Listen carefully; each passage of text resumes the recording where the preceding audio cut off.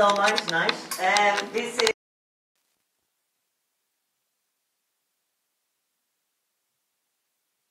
one of those few writers in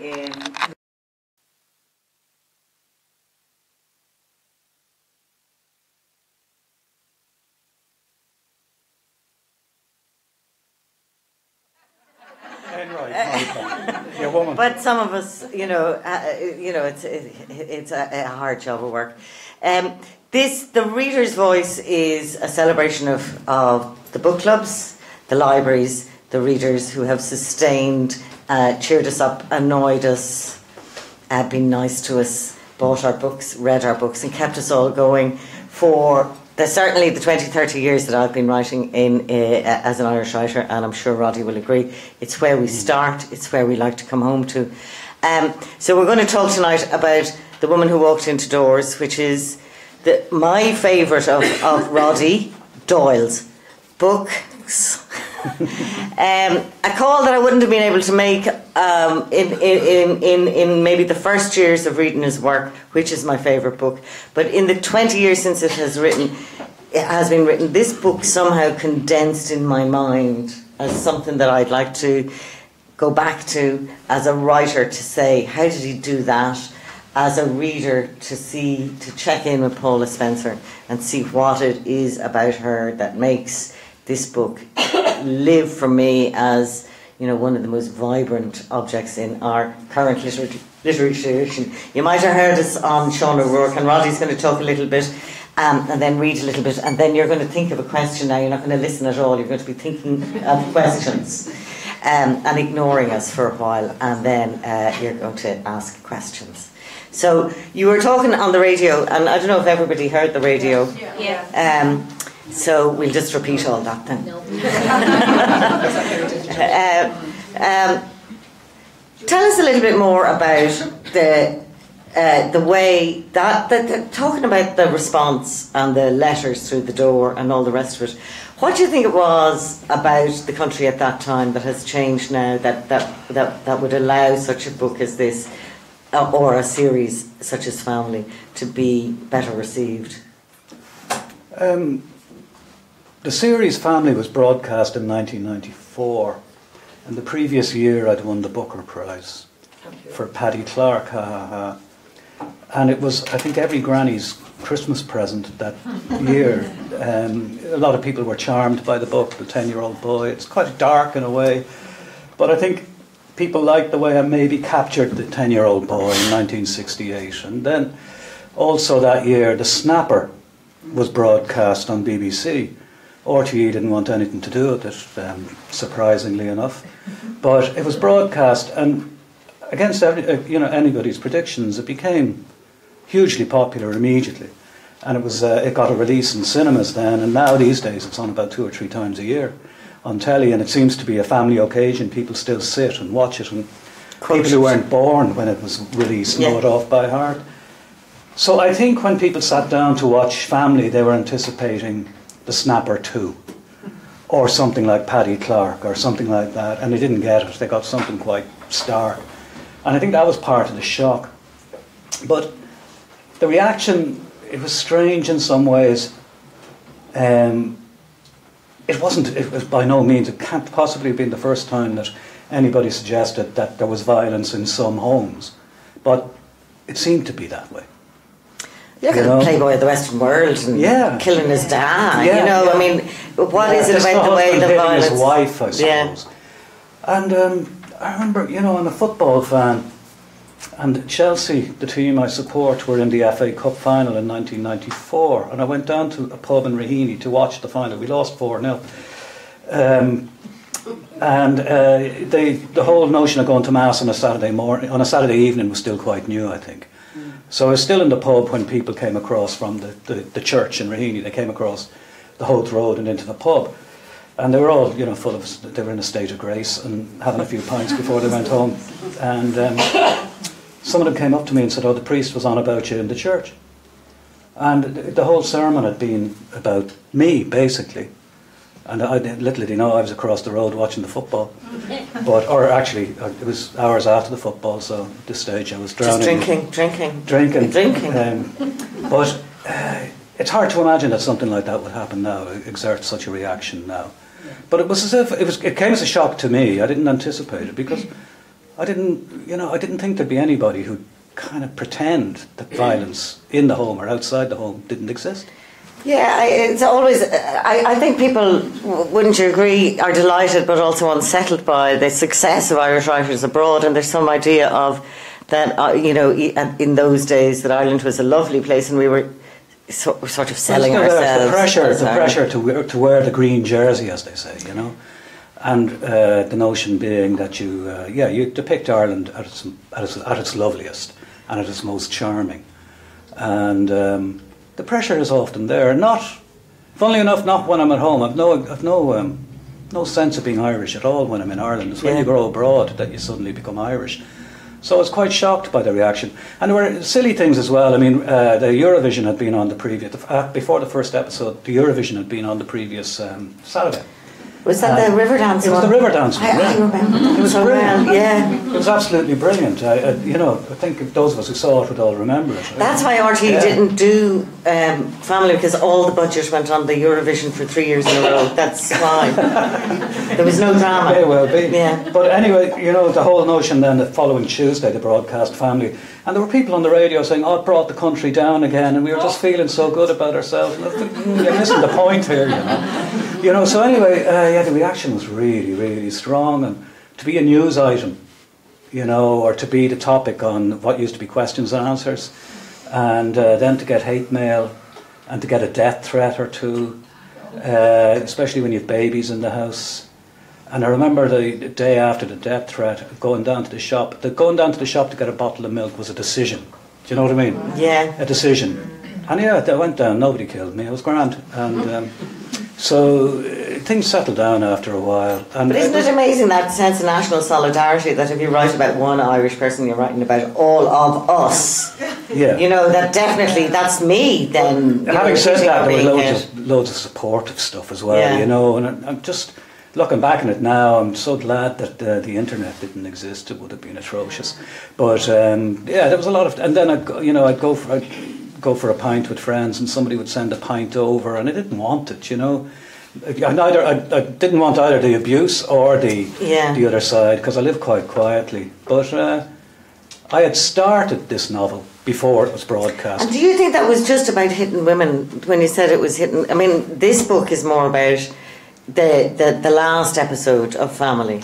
It is, yeah, it came out of that. But I think the ban reaction started early on in Family, so it's a slightly different thing, isn't it, between the series? Yeah, I think it was a level of poverty as well, which people were uncomfortable with accepting, I suppose. And and there was the drink. Poverty is supposed to be noble, and drink is supposed to be comic, and you can't. Yeah, that's it, really. That's yeah. So it was. For various reasons, I think, in retrospect, it was the reaction to it was really, really strong. But it was in that atmosphere of living quietly and not wanting the pint or not the pint that you wrote this. So so there must have been some push in there for you to say, right, here you are now. Oh yeah, I mean, I don't know. Somebody says something nice about a book, I feel, thanks very much. But somebody says something bad about a book or something I've done, it really it can be quite it's like a battery, I find if I see something good on stage, I leg it home and I do a little bit of work sometimes before I go to bed, or if I read something I like, I'll do a bit of work. And if I hear something on the radio dismissing me or something like that, I'll do a bit of work. It's like a battery, not like a Duracell battery, like you'll go and go and go like the bunny. No, it's like being an assaulting battery. Yeah? No, not quite. No, I wouldn't. But an attack is an attack. Yeah, but anyway, I'd started the book. I was well into the book before it was broadcast. Luckily, I'd started the book before Ger Ryan was cast as Paula, so I never had Ger in my head. Luckily, because she was so brilliant. It would have been, or Sean McGinley as Charlo. They weren't there in my head when I started the book. Yeah, I lied slightly on the radio, because I remember Sean McGinley, the threat of him, and the long back of his neck. I don't know why that was the most frightening thing about him. but the long back of his neck, and it made him in TV terms really. But I didn't see him the minute I started reading about Charlo in this book, because Charlo's so elegant and so fine. Yeah, but that's what happens, when I think when a book is adapted, or in this case it's the reverse, that we've all seen films we've gone to of the book we've read, and the people don't tally with the people we've in our heads at all. So it jars a bit always. It happened with me with The Commitments, for example, when I went to see the film. None of the people up on stage were the way I'd visualised them at all, What was different? Everything, really. I settled down. About 20 minutes later, I accepted it for what it was. A film made by hundreds of people as opposed to a book written by one. Yeah. So it was grand. And they're all great. I mean, I wouldn't change any of them. But it jars. It jars a bit. This is a very visual book, just by the by, because he's so elegant and fine. And she's a looker, and you can tell it comes out in the pages. She doesn't feel like a looker, but she gets that attention early on, and then, and they're all good looking. Her family, aren't they, in this book? Yeah. When did you read it last?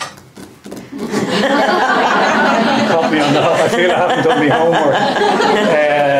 Years ago, 20 years ago, maybe. Really?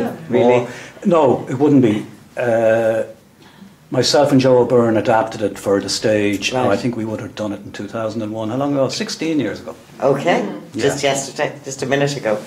Can you think of a single other book that has made that transition from film to prose, rather than the other way around? I can't.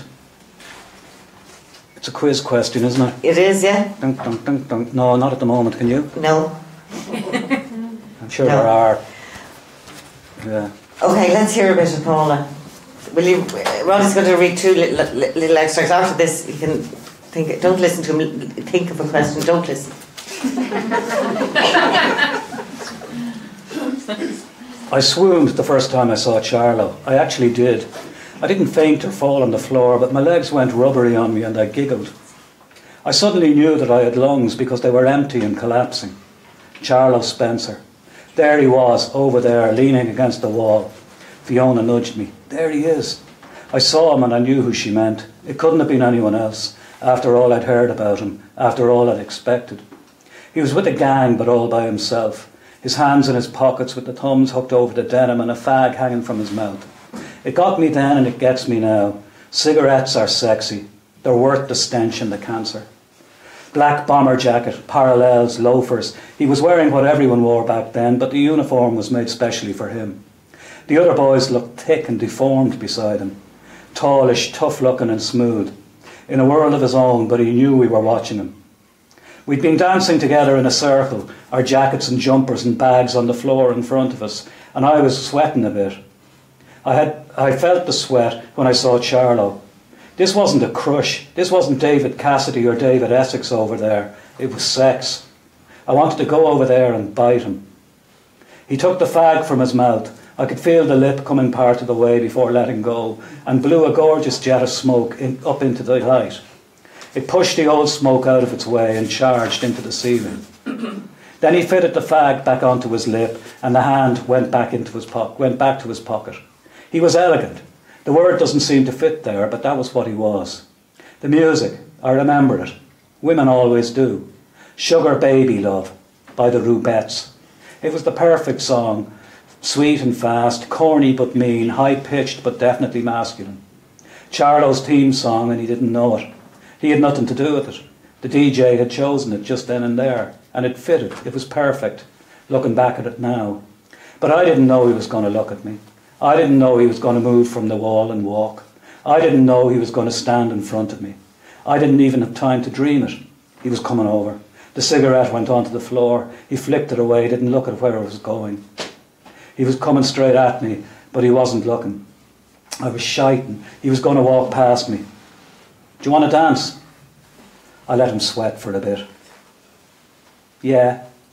His timing was perfect. The Rubettes stopped and Frankie Valli started singing My Eyes Adored You. He must have planned it. His arms went through my arms just as Frankie went my. His fingers were knitted and on my back by the time Frankie got to eyes. He'd been drinking. I could smell it, but it didn't matter. He wasn't drunk. His arms rested on my hips and he brought me round and round. But I never laid a hand on you. My eyes adored you. I put my head on his shoulder. He had me. So unlike the home life of our own dear Queen, as I say. She's a big Rubettes fan, I believe. Queen, yeah. By which I mean it reminds us all of our youth and our adolescence and the soundtracks. Does anyone want us to kick off with some questions or comments? Yes. As a nurse, I've had some experience in this area, and I just wondered, Roddy, were you aware that the book was used in training courses for staff in hospitals to in the awareness and the response to domestic violence? Yeah, soon after it came out, I can't remember her job description, but she was working in the University Hospital in Edinburgh, wrote to me to tell me that she was using the book.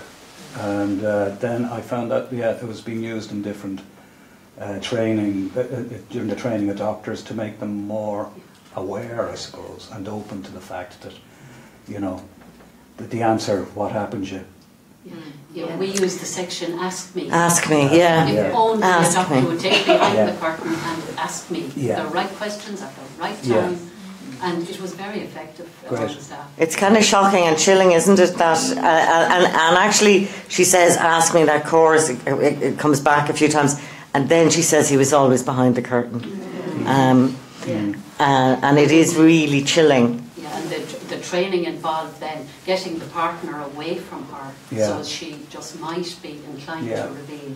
But that was a very difficult thing to do, and there was a skill in it. But it all came in the book because he never left her. Yeah. And it's a great tribute to your accuracy about what that situation entails. Yeah, it seems to me we didn't know in 1996, and certainly what you're saying is that the hospitals didn't know what we know about controlling behaviour now. I mean, I didn't look that up. I did, in terms of, I did very little research when I was writing the book. I just thought. And it took ages to write. I mean, it's a short book, and it took 2 years. And the first year it was very slow. I really didn't know what I was up to. But I remember, when I thought about her situation, I just thought, he's there. He's there, he won't leave her alone. Yeah. And so it just made sense. I think it's really important, I think it's very moving actually from my point of view that the book is used in that way. But it wasn't what I had in mind when I was writing it. And it's just as well, because I don't think, funnily enough, it would be remotely as good a book if I had been aware that this was going to happen. Because I'd be making it more, I don't know, I'd be somehow ironing it or something like that, if that makes sense, or making it neater, or making hints more obvious somehow or other to make a textbook out of it. But it's kind of, in a strange way, pleasing to know that. One would obviously prefer if it wasn't necessary at all, but it is in a way pleasing to know that, but it wasn't what I had in mind. Yeah, I had wanted to talk about love before I talked about abuse, but is there any other kind of a comment that anyone has about that section? Sorry, could I just ask you, as having had a torturous career in social work, what did you have in mind? What do you mean? When you were writing that, you got inside the head of the victim very, very well, I thought. Yeah, thank you. That's what I wanted to do. Yeah. And that's exactly what I had in mind. Yeah. When I was writing the last episode of Family, when in episode 3 she throws the husband out, she hits him with the frying pan. The frying pan. The frying pan came from Fawlty Towers. Or she hits him with a pot, isn't it? No, frying pan. Fawlty Towers it came from, And I was thinking what would be available to her there and then, and what would she have? And this is going back now to 1992 when I started the book. What would have been there available? The handle and the frying pan was there. So anyway, episode 4, it's about her coping, just basically, or getting on. And it's very much alone. And I began to really wonder about it, how she met him. Because there isn't a hint of that in the television series, how she met him. I mean, how and why she fell in love with him. And I think my guess was that if you're in a bad marriage, people probably look at you or look at the pair of you and wonder, well, how did that happen? And it's almost like an accusation, I would imagine. You know, well, why did she see him in the first place? Yeah. So I kind of wanted to do justice to her, and in a way to him, to keep him human and not some devil, a human being. And so I just thought when I was finishing episode 4, I had just finished that book, Paddy Clark, and it was the first one I'd written where I wrote in the first person, I did this, I did that.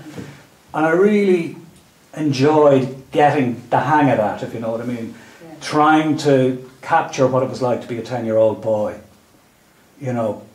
And then I thought, well, I just felt I was giving up teaching, and so I was going to have all the time in the day to work as a writer. And I thought, well, here's the thing I'll do. You know, I'll do this. And it would be very, very different to the previous 4 books. So different, it would be a bit of a shock. And it just seemed like a good idea. So what I had to do then was try to get to know her.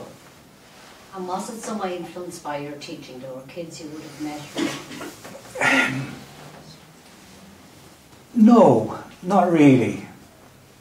Not explicitly, if you know what I mean.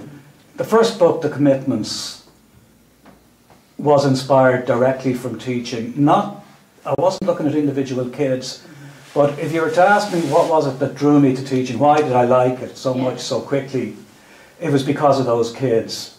And it was because, you know, we get to know people usually because of the way they talk. And the way these kids talked. And they only came from around the corner from where I grew up. So I wasn't actually, you know, going up the Limpopo. Yes. You know, I was going around the corner. And, but I just loved them collectively as a group. And actually, I'm still in touch. I'm involved in the local football team, and those kids are now in their 50s and 60s. They're not in their 60s. They're not far off, you know, because I was 21 when I started, and the oldest I thought were 17. So they're in their mid-50s, some of them. And these lads I keep in touch with, they're the men and women I keep in touch. They're in their late 40s, early 50s. There, you know. But I'm constantly reminded of what it was that I liked about them. But so I just wanted an excuse to bring them all together. Yeah.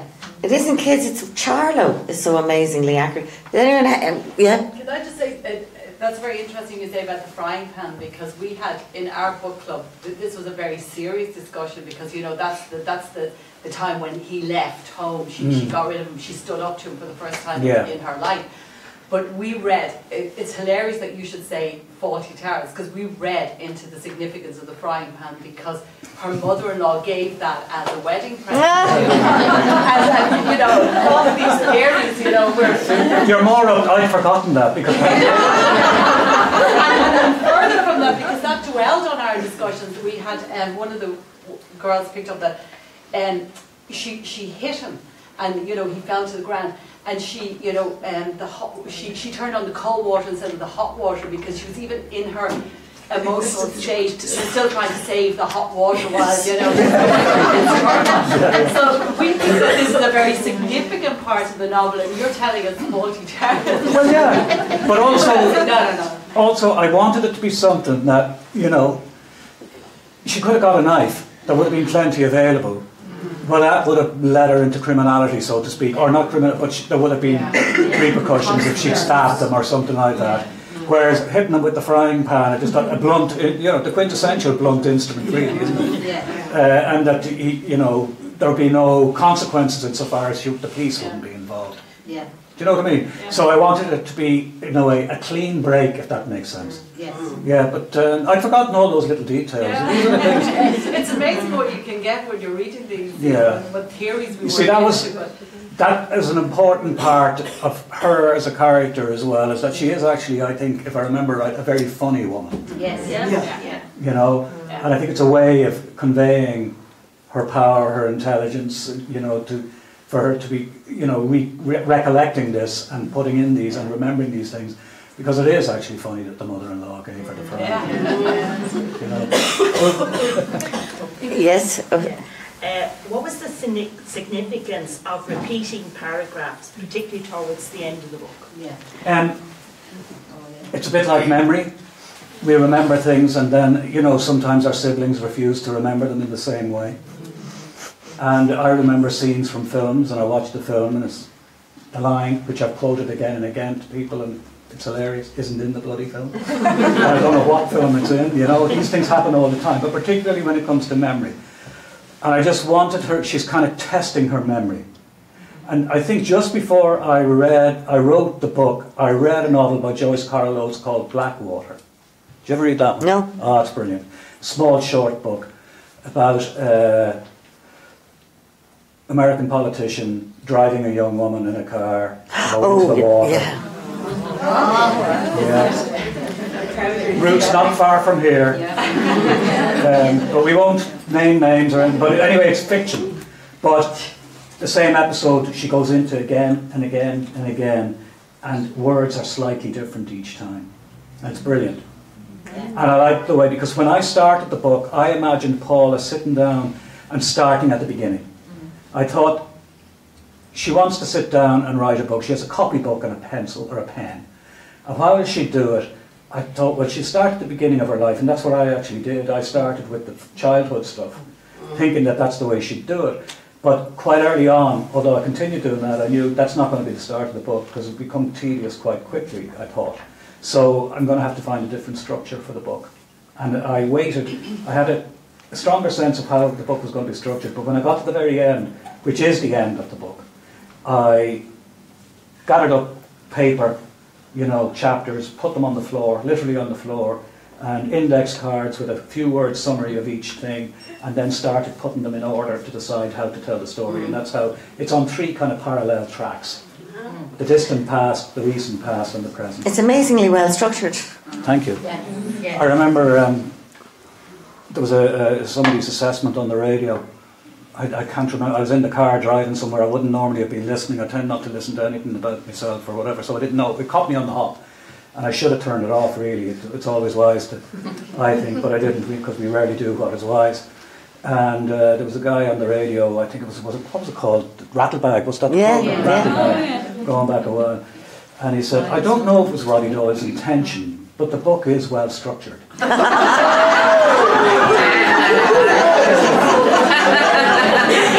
If I'd been nearer Donnybrook, I'd have turned the car and waited for him on the steps of the radio station, assuming it was live. As if it was an accident. Like I was the monkey at the, you know, the monkey at the typewriter, eventually would type Hamlet. You know, if the characters had been more middle class, he'd never have said that. Yes. He wouldn't. If Paula's voice had been more educated, he would have said, "This is a, you know, so yes, that's just. But the thing I love about the structure, and I don't know if any you better agree with me now, is it seems to me it's a book about denial. That the first half you're waiting, she meets him, and then there's this amazing feel of delay and delight because of the romance there. And also, I've been to quite a few movies recently, and maybe by the coincidence, you know, I'm going to the IFI in Dublin, and I'm sitting there, and 3 films in a row, really, really brilliant films, but violence against women.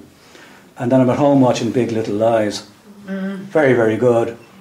And the last episode, don't want to give too much away, but there's a quick, horrific glimpse of a woman being flung across the room. And as the older I get, I think the more I'm reacting to it, it's awful, you know, whereas I used to be able to watch it, you know, but now I'm still watching it, and it's not to deny it's happening, but I can't, you know, I'm reacting. There's a lot more of it than there used to be. There seems to be. Yeah, I mean, in fiction. Yeah. But you were dealing with something that feels almost like fact. I mean, well, that was when I say that was the job. It's kind of political in that it's like you said, this actually is really real now. That was the job. Yeah, that was the job, to make it seem real. I was hoping that people.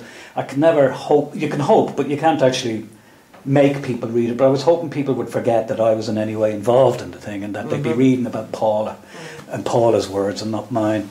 And that's where it was the final draft, particularly before I handed it over to anybody to read. It was really quite terrifying, really. And it was when Family was broadcast, Roisin McDermott and Denise Charlton from Women's Aid got in touch, because they knew I was writing a novel. It was in some article or other, and they offered help, and I said thanks very much, but what I'll do is, if you don't mind, I'll finish the book first, and then I'll give you a copy, and if you can get people to read it. So they asked 8 women to read it, and I went in to meet the women.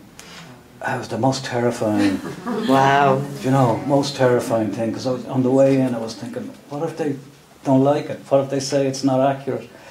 And I was really, because, you know, 2 years, when you know, looking back, 2 years, of course, is nothing, you know. The older you get, the less it gets. But when you're living it, it's an eternity, it's your life, you know. So I went in anyway, there was a room of 8 women, plus the women's aid women, so like we were into the football team, 11 or 12 subs as well, I think, and me. And so I'm sitting there, and it feels like the worst job interview I've ever had. And Roisin said, well, does anybody want to say anything? And this one woman said, yeah, I'd like to say something. And she said, how did you get inside my fucking head? So that was best thing I ever heard, really. Then it was a great conversation. They wanted to know, did she have to be an alcoholic? And I said, yeah, she did. And I explained why. And I said, oh, yeah, no, I understand why. But it was just, her life's so hard, do you have to make her an alcoholic? But it was... Why? Why did she have to be an alcoholic?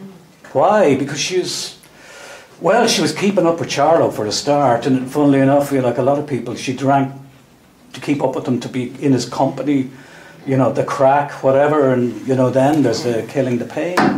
I don't know, you know, I've never been addicted to anything. It's structurally in the book, it's at the point of greatest denial that the fact of her alcoholism comes out. So it's like at the moment of greatest fantasy is the moment of the reach for the drink. But that's part of the storytelling. It's one of the reasons why the violence comes so late in the book, is because actually I kept putting it off myself. I didn't. Did you? Yeah. And of all this long chapter here, I'm going to read just the first page and a half. The long chapter where he hits her the first time, actually I wrote it in 2 days. When you think the book took 2 years, and I wrote this in 2 days, and virtually unchanged then when I went to look at it, you know, virtually unchanged. So I'll just read the first page and a half. He lost his temper, and he hit me. He lost his temper. It was as simple as that, and he hit me. He sent me flying across the kitchen. I hit the sink and fell. I felt nothing, only shock, and a spinning in my head. I knew nothing for a while, where I was, who was with me, how come I was on the floor. Then I saw his feet, then his legs making a triangle with the floor. He seemed way up over me, miles up. I had to bend back to see him. Then he came down to meet me. You all right? His face, his eyes were going all over my face, every inch and corner. Looking, searching, looking for marks, looking for blood. He was worried. His face was full of worry and love. He was scared. He skipped over my eyes. He turned my head and looked at the sides. You fell, he said. I didn't. I fell. He felled me. I'm looking at it now, 20 years later. I wouldn't do what he wanted. He was in his moods. I was being smart. He hated me being pregnant. I wasn't his little Paula anymore. And he drew his fist back and he hit me. He hit me. Before he knew it, he drew his own fist back, not me. He aimed at me, he let go, he hit me. He wanted to hurt me, and he did. And he did more than that. I'm looking at it now, but that wasn't what I saw then. I couldn't have coped with it then. The fact that he'd hit me, plain and simple. He'd drawn back his fist and smashed me. Something had gone wrong. I fell. I'd been too near him. He hadn't realised. He'd only been warning me. He didn't know his own strength. He had things on his mind. Anything. It wouldn't happen again. Anything. It wouldn't happen again. How could it? It had been a mistake. We'd laugh about it later. Remember the time? We did laugh about it later, that night, and the time after that, and the time after that. Many other nights, until I couldn't laugh anymore. I wouldn't let myself. Nothing came out when I opened my mouth. Only pain. What happened? I said, make your own fucking tea. That was what happened. Exactly what happened. I provoked him. I always provoked him. I was always to blame. I should have kept my mouth shut. But that didn't work either. I could provoke him that way as well. Not talking, looking at him, not looking at him, looking at him that way, not looking at him that way, looking and talking, sitting, standing, being in the room, being. What happened? I don't know. Okay. I was interested when you said that there was prejudice. I'm a dub from the north side. And when I just finished reading this one after years and years and years, and I just couldn't stop laughing. I mean, it brought me back to my own childhood. And I always feel at home, the language and the descriptions and everything. So I was interested when you said people were prejudiced against the characters. I think Anne suggested that. I said it because I'm from the south side. I don't disagree with you. And have a special insight into the ways of RTE critics. Do you remember when Joe Duffy was given his own show? Years and years ago, when Joe Duffy had his first show, and all the controversy about that, his accent, he wasn't suitable. You never heard a Dublin accent on the, you never heard a real Dublin accent. You heard a parody of the Dublin accent, but you never heard a Dublin accent on the radio then. Which is bizarre now when you think about it. Really is quite bizarre. So, but we're going back then, going back to that time. But I don't think the class thing is still quite strong. Yeah, there's no I interviewed Roddy in 2006 and a woman in the audience said, "I'm very disappointed in you," she said to me. "You're from the south side," or "I'm from the south side." And then, I don't know what the specific crime was.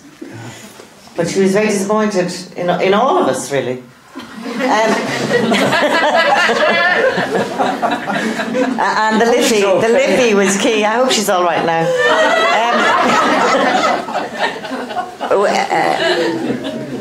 We could talk about class a bit if people want to. I'm still back with Charlo. I think he's the darkest thing I've read in a long time. The darkest thing you wrote, perhaps, yeah? Well, because he's nice. Yeah, but the new book actually is the one that's coming out in September is pretty grim as well, of course. Just a forewarning. But yes, he was. He's a very dark character, all right, yeah. Yeah, very dark. And I can still see him, really. Yeah. Yeah. Yeah. And it's because he's nice. Because most villains we see, they walk in and dun dun dun, and we know. Charlo walks in and he's it. I read a book about empathy recently. And it's such bandit, I feel your pain. I think if anybody said that to me, I'd hit them. So I can feel their own pain. So I seem to be saying I'd hit them, or I haven't hit anybody since I was 11, I think. So just to get that out of the way. But one of the hard things about empathy is that the greatest con men are actually, they're great at empathy.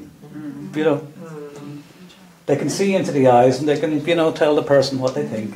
So con men are perfect at it. And I suspect the really bad guys are probably brilliant at it as well. Leaders of leaders of gangs very often, they're not the biggest and the toughest, the most violent. They've got this charisma. Yeah. Whatever that they is. explain you to yourself. Draw you on by explaining yourself. Yeah, and draw you in and, Yeah. Don't mind me, I could talk all night. How is it working on the transition to stage of the book, and how did that bring a whole new sense of inevitably? Yeah. I did it with Joe O'Byrne, and we had Hilda Fay, and again another underestimated actor, and it's a class thing as well, because she'd been in Fair City, which Irish Times readers poo-poo at, She was incredible. She was absolutely incredible, and she didn't even get nominated for the Actor of the Year award. It was outrageous, actually, But she was really, really incredible. The transition from stage, and I'm blessed because I've had it several times, and also onto screen. It's an extraordinary experience, really. I'm currently, I won't name the book, but I'm currently adapting a book for the stage. And you have to throw out an awful lot. And a lot of the new ones, people say, "Oh, your books are only dialogue." Well, dialogue's a vital part, but they're not only dialogue, there are vital bits in between as well, and how do you do that? How do you get that on a stage? How do you get the bit of subtlety where somebody says something but means something else, and then something else comes after the something that's said, So it can be quite hard to do the job, but to see the job being done. I mean, with the woman who walked into doors, there was the adaptation myself and Joe did. Then there was one in French, which Alwyn Fouere did, which was just brilliant. I went to Paris to see that, and it came to Dublin. There's a German one, a one-woman show, and then there was an Italian one. In Genoa it started, and it was amazing, just amazing to see these. And it was an opera by a Dutch-Belgian company with two actors. They had an African-American woman singing, Clara McFadden, I think her name was, and a Dutch actor in the talking role, both of them on stage, the only two people on the stage, 30-something piece orchestra. And that was an extraordinary experience. So of all the things I've written, it's the one that keeps coming back. And I've seen these vastly different versions of it. And again, you kind of have to brace yourself, because it's no longer your property in a way, if that makes sense. It's other people's as well. No more than I can, if somebody says, I read the book and I thought this, I can't say, no, you're wrong. I've no right, unless they did miss a page or something like that, or they got a word wrong or something. But, you know, so it's out there, so to speak. But it does jar a bit, but I mean, give it to me every time, rather than, I haven't come away thinking, I haven't come away from any of those interpretations thinking, well, that was a bit dodgy. I was lucky so far, I thought they were all great, really, really great. Such a privilege, though. Such a privilege. Hair raising at first, but, you know, but yeah, such a privilege. I want to ask the question of the readers a little, if I might. Yeah, sorry, do you want to? Well, I was just interested, kind of, I suppose, the audience reaction, because when you're in a theatre, you can't walk away from it or look away, really. And probably the atmosphere. You can put down the book. Do people have to read this book slowly, or did they eat it up in one go? And is there anything to be said about how hard or how easy the pleasures of that kept you going through the book? I think one of the things, the sentences are really short, so you do eat it up. You read it really, really fast and maybe miss crucial moments that you have to go back on. But was that deliberate, that the sentences are so short? Yeah, part of the pace of the thing, the rhythm of the thing, and the character. First book she's written, you know, and also she's such drama. Full stop. Full stop. Full stop. You could have gone, if you like, if she was younger, if she was a child, it'd be and. And there's a lot of that in other books I've done. One of my children particularly started everything he said with the word and for a while, and I thought that was wonderful, so I've been doing it ever since. He's 24 now, and he used to wake up, you know, he'd fall asleep between us and he'd wake up and the first thing he'd say, and Roddy. Continuing where he'd left off. So but it was all those decisions were deliberate. We had part of the pace of the thing, part of her personality, part of what she was trying to. Because then when you drop in at the odd long sentence, it can be very effective as well. It's a real emotional roller coaster. Did anyone just kind of? Roddy, would you tell me? I'm curious to know what is the significance of or the relevance of not having any punctuation in for the dialogue. Yeah, the dash. And also there was quite a lot of parentheses in it, which I thought was quite strange because there wasn't any punctuation otherwise. Was this By punctuation, I mean there is the basic stuff, capital letters and there is, stops. yes, but with regard to dialogue? Yeah, I've never actually, in any of the books I've written for adults, I've never used the quotation marks, never. I decided, when I was in school, I did French, of which I remember nothing, except I really liked the way dialogue was on the page, a dash. It made much more sense to me than the 66, 99s. When I learned to write, I'm left-handed, so I'm going back now to the 1963, 4, and you had to learn with the pen, and I dragged the pen across the page to the extent that learning to write was hellish and learning to read consequently was hellish as well for a while. I don't remember it being upsetting, but it took a long time. And then a left-handed nib was found, so I could go like that instead.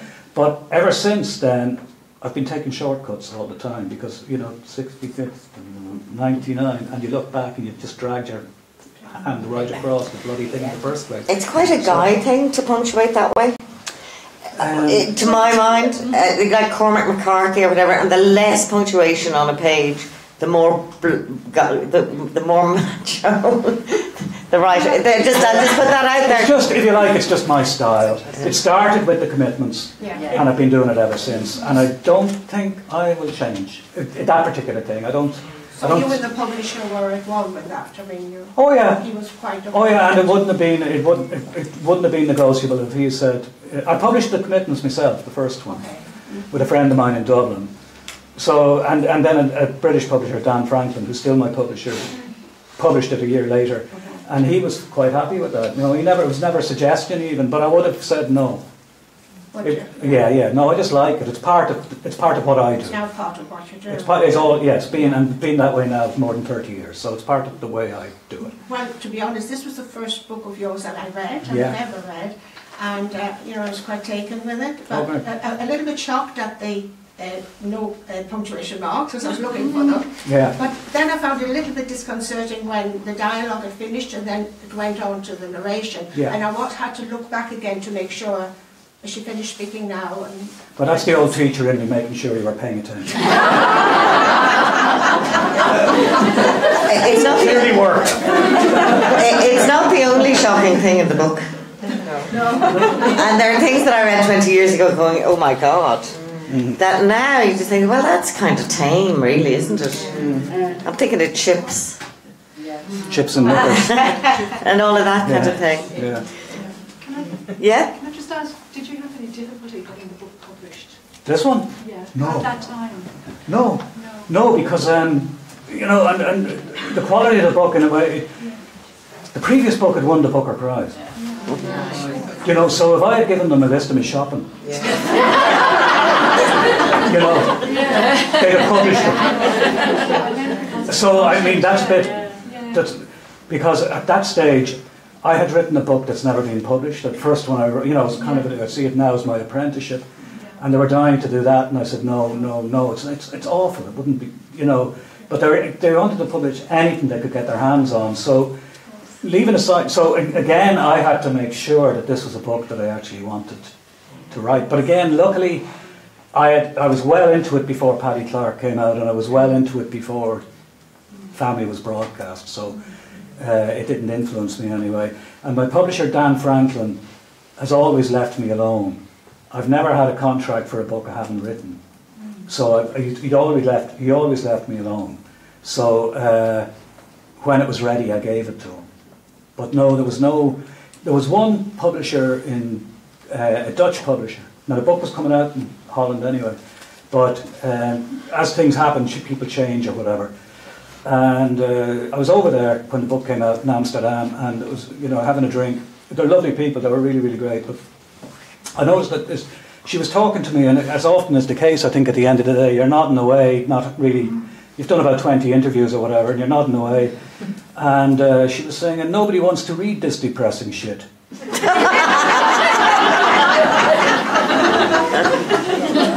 And I realised I'd been agreeing with her,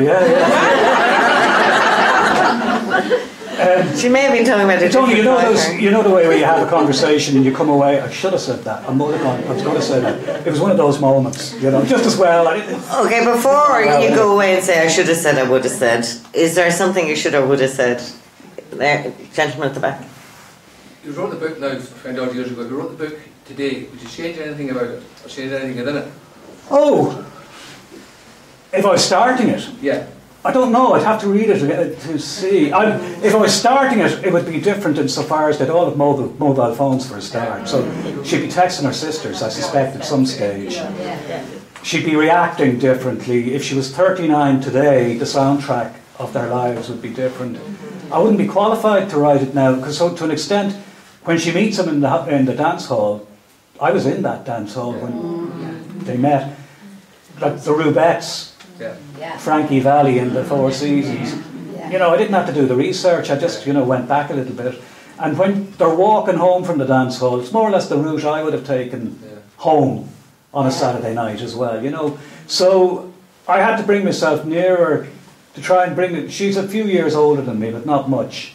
So that was a help, because the soundtrack of her lives was similar. And some of the eccentricities of the teachers that she had to confront were similar to my own in secondary school. Her experience at secondary school was not happy. My own wasn't a bag of laughs either. Christian Brothers, I don't need to say any more, I think. So, so it'll be harder for me now to do that. So I don't know if the book would be in me to write a book now.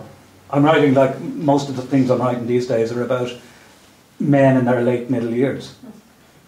And I'm judging by the audience, the problem is men in their late middle years don't read fiction. They read Hitler and Stalin. Oh, they do it at home. You were talking about another part part there, you said you were vilified at the time because of, you know, writing about Dublin and violence and stuff like that. It just came to mind. Frank McCourt, you're in good company, wasn't he vilified as well with Angela's Ashes? In Limerick. And, yeah. And the whole thing, Yeah. same reaction to a very popular, well, you know. Fiction and non-fiction. Sorry. Oh yeah. sorry, yeah, it is. But there is, I suppose, to a degree, it's the same point. But again, I mean, you write a book and it's published, and in your heart you're just hoping people will read it, and you're hoping they'll react to it, and they react really, really, really strongly to that book and to the television series. So looking back on it, I mean, yeah, the hostility. At the time I felt, well, I must be doing something right. I wouldn't go out of my way for it. I never actually sat to write something in the hope it would spark, you know, controversy, or I never did, never would. But I wouldn't want to shy from it either.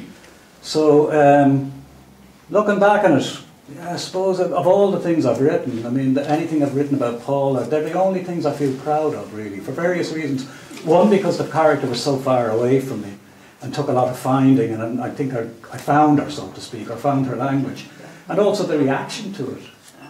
You know, I do think, in a little way, it did change things here, you know? Which is asking a lot of a novel or a television series, but I do think it did, and I'm quite happy that I did that. On that note, we're arriving at 8 o'clock and the end of our podcast, or whatever this modern... Two over there.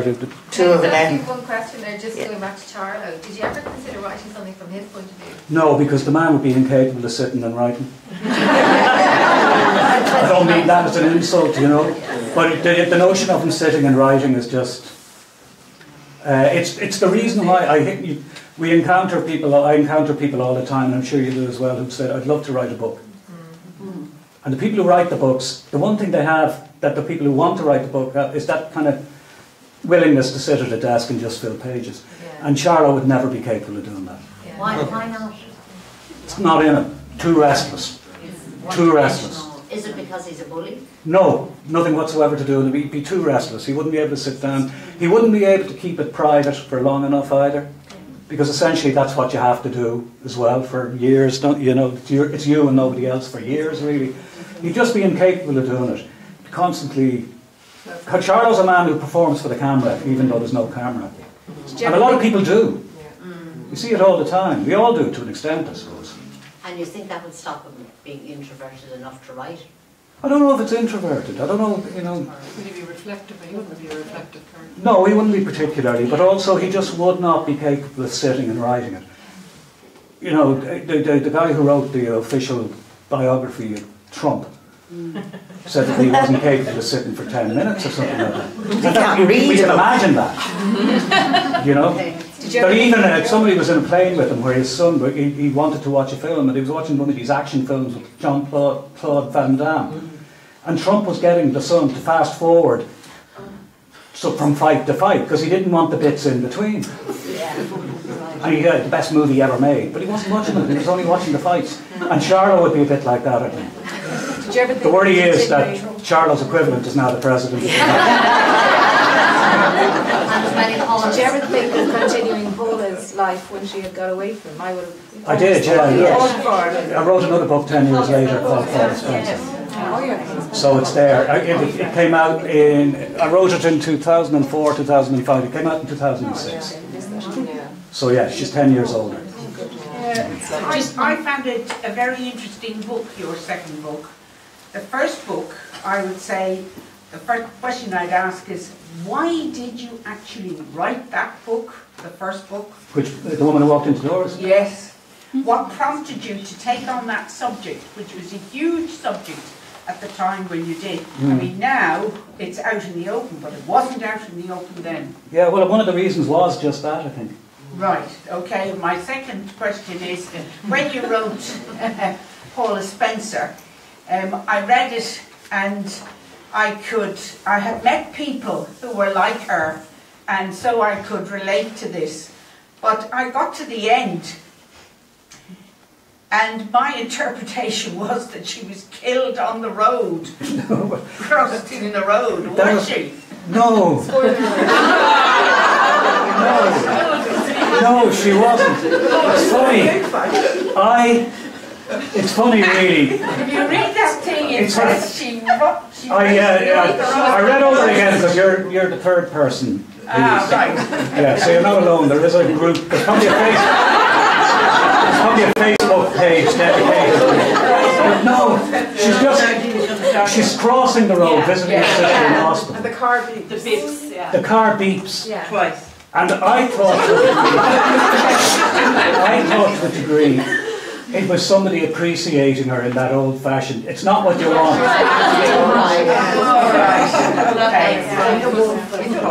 Yeah. Which is better than being killed.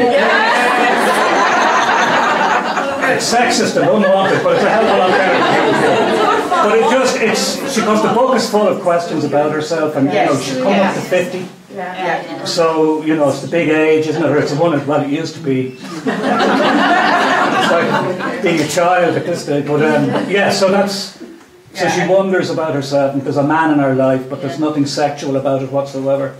She even, if I remember right, she met him at the bottle recycling. It's a bit of a come down from the dance hall, isn't it? There's another hand up at the back there. Maybe our last question. Just following on from Jean's question, does that mean that there is a possibility of Paula the pensioner? We have to do the sums. Well, she was 50 in 2005 when I finished the book. What have we got? 12 years on. She's 62. Do you know what age does a pension kick in? Sorry? And just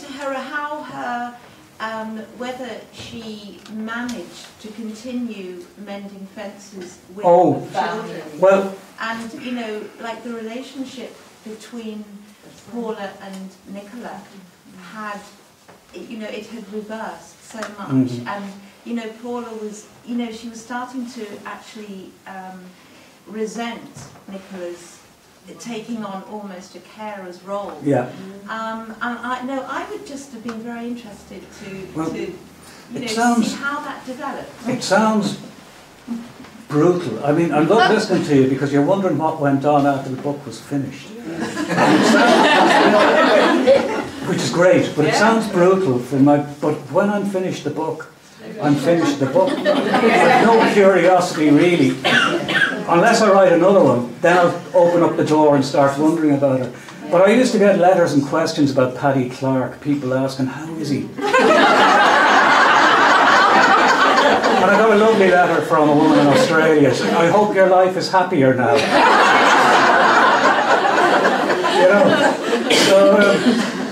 So when the book is finished, it really is finished. Yeah. Sorry, just one last thing. Yes. When Paula finally decides to leave Charlotte, what were you telling us he had done or was going to do to Nicola? Yes. Well, there again, it never happened, so we surmise to an extent. But he was using his body in a way to exert power on her. He was making her walk around him, at the very least. Intimidating her. And I think I've children of my own. The notion of standing in an intimidating way to make me walk around them, I just think is vile. Absolutely vile. And if I ever found myself doing it, thinking about it, just that, I don't know how I'd cope with that. So that's what he was doing at the very, very least. Exerting his control over his daughter. And Paula had seen this happen with herself, and she knew what had happened to herself. And I don't know necessarily if he was going to abuse Nicola physically. Or sexually. Yes. Yeah. I don't know is the answer to the question. And actually, we don't have to know because Paula hit him with the frying pan. Saved the day. John Wayne. There isn't another Paula Spencer book because there is Smile over here, which Penguin Random House, Roddy's publisher, have very Nicely, there's one for everyone in the audience. I always want to say that. It's the advanced proof, so there's a few typos. We have a bundle for every book club. A bundle for every book club. My gay burn moment. Gone. Nearly everyone. Nearly everyone in the audience. So some of you are going to go home and cry. It just. Talking tonight, I had never, you know, because it's not the way he presents himself, I had never said about Roddy Doyle how courageous he is as a writer. And I'm sure you don't necessarily think of yourself as courageous when you sit down and you're just writing what you want to write and what you see and what's in front of you. But it's great to have an opportunity to thank him for that courage and for that tenacity.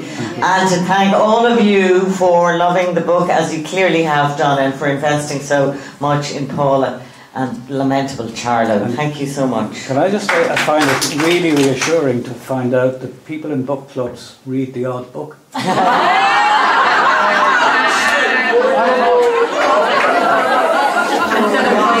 I have been in the company of someone who will remain nameless that said, "What? She's heading off to the book club, and what's the book? Can't remember."